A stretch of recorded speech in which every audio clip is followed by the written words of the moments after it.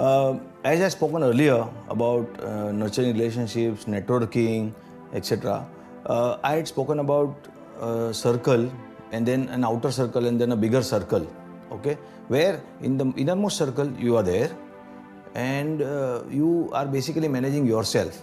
Now, managing yourself, if you properly do that, along with self-esteem and knowledge and wisdom and whatever I spoke about, there are a lot of other things also which you have to consider to manage yourself in a proper manner so that ultimately you are happy and successful. That's the goal of every human being.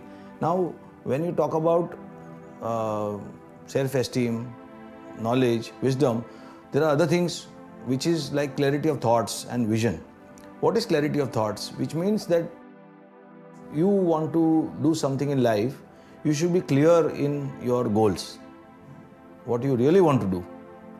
Exactly what you want to do. But for that you need a guru as well.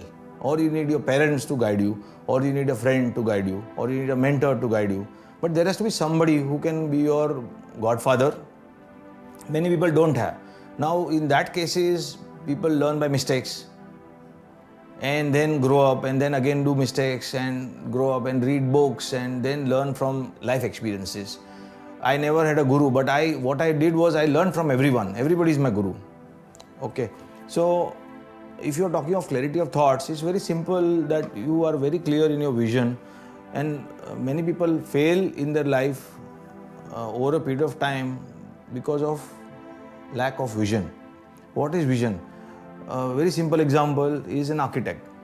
Okay, if you give a job to an architect saying, okay, I want a building of 24 story and this is what it should look like. He will draw from the ground floor to the entire 24 floors and give you designs and internal designs and everything, and he will give you a model also that this is what the final product is going to look like.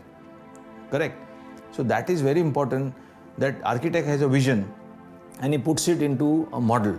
So if let's say you want to do something very particular like Sachin Tendulkar or Amitabh Bachchan or anybody who is successful, you take any names, they are very clear in what they want to do.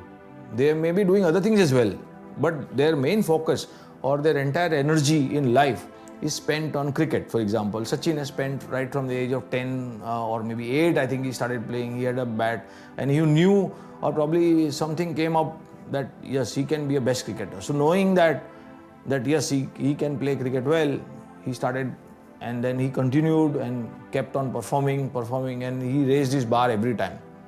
And he was motivating himself as well every time, and he never thought of competition as well, because he was competing with himself. Every time he used to play a game, he was competing with himself. Or you can take off Amitabh Bachchan. He has failed many times.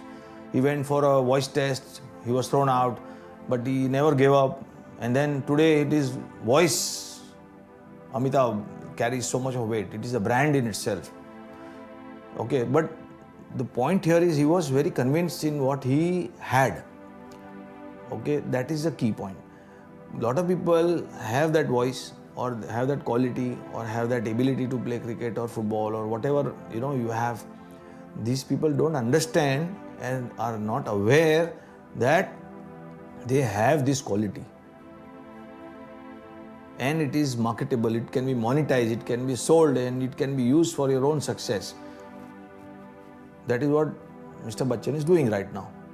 And not just Amitabh Bachchan, but a lot of people, if you see in the Hollywood movies or Bollywood or cricket or sports or any field, okay, so one has to first look at what his abilities are, right? And capitalize on those abilities. But then that means it is knowledge again. That means it is awareness again. Awareness does not come like that. The X factor which people have or successful people have, okay, is talent and knowing that they have talent. There are many people in the world who have been successful and they had talent. For example, Michael Schumacher, who was Formula One champion for 7 times in a row. Then there was Michael Phillip, who was a swimmer, again a champ for continuous 7-8 years in a row. Then there was Martina Navratilova. Then there is Vishwanath Anand, who was a world chess champion. They've accepted failures also, they had talents also. What these people have in common they knew what their talent was. Second, they knew what their competition was. And therefore, they were raising bars, they were practicing and rehearsing. All these people are successful, they have got names, fame, everything is there. But the most core of this was that these people knew that what is their competition and what is their talent and how they will beat competition. They were competing with themselves, always. So if you really want to be successful and you want to really have, managing yourself and finally basically be happy, you match your talent with others and grow up. So there is always a competition. The world out there is full of competition, right from your school to secondary, higher secondary, college, and even in corporate world, competition, you get promotion. So why don't you get promotion this year? And you will feel distressed about it. You will be demotivated about it. So you have to compete everywhere.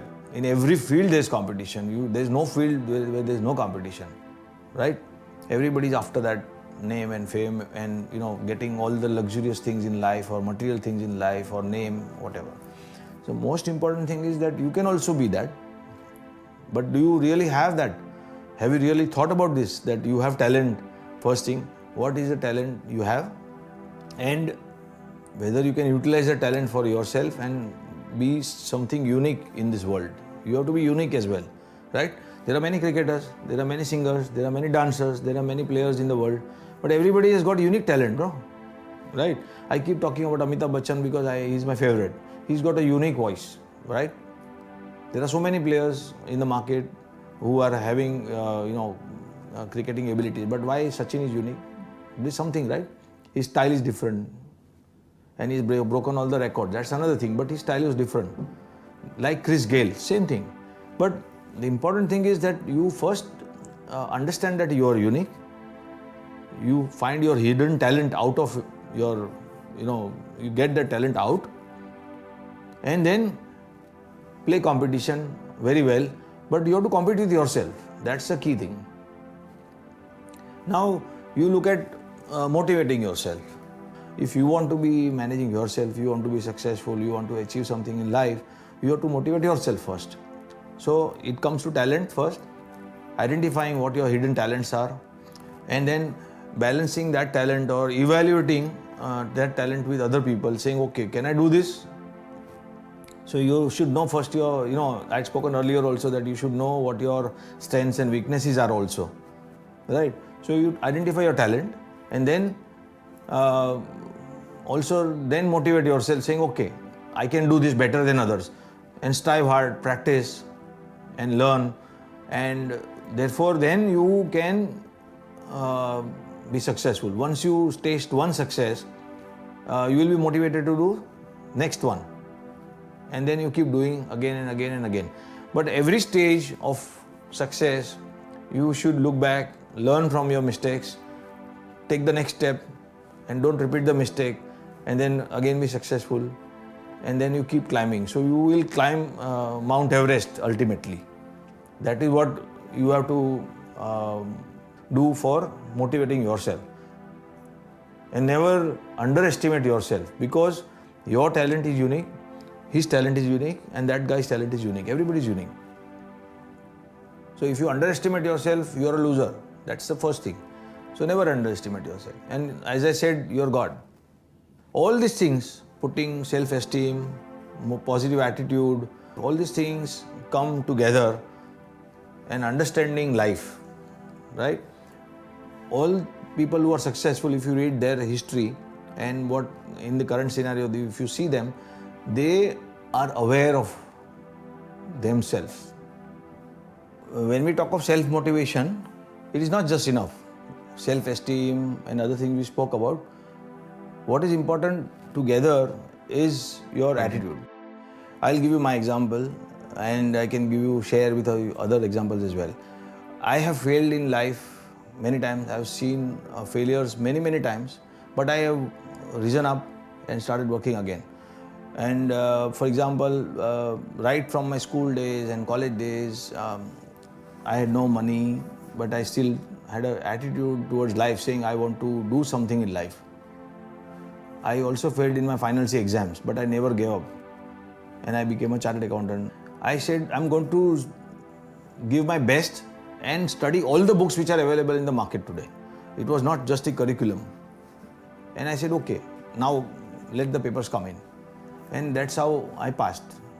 So it's not giving up, rising and falling, again rising and falling, and keep doing and pursuing your goal. That is positive attitude. That's attitude, and that's the motivating factor for everyone also. If you look at stories of other people, they have fallen, they have again come up. So I had a friend, who used to work with me in my corporate world, and he had a issue of health. So he said, no problem, fine, but he is not going to sit at home. He took up a job in the corporate world, and we became friends. But then over a period of time, the health issues aggravated. Okay, but then he never gave up, and we both were motivating each other. He never gave up. He had kidney transplant as well. Okay, and what we decided as friends is that every year we should take one certification, one qualification to go up in the corporate ladder, and that's how he is also been successful today. He goes for dialysis in the morning and then goes to the office. There cannot be positive attitude beyond this. Example, for a person who has dialysis in the morning, which takes about 2.5 hours, 3 hours, and it's very painful. And he goes to the office as well. And he is still the best performer in his company, which is mind-blowing. There's another guy who is called Arnold Anand, because he's a bodybuilder. He's a professional wrestler, but he's on wheelchair. Very strange. But he's been fighting competition. He's got 27 titles. He's got perfect example of positive attitude and self-motivation. He thought that nothing is going to happen in his life because during his childhood days, his limbs were, he was not able to actually walk. But then he said, at least my upper body is there. Why not do something which is very creative or something which is meaningful in life? Okay, and he started building his body. Today, if you search Google, you will find that his name is Arnold Anand, and he's successful professional wheelchair bodybuilder, which is amazing.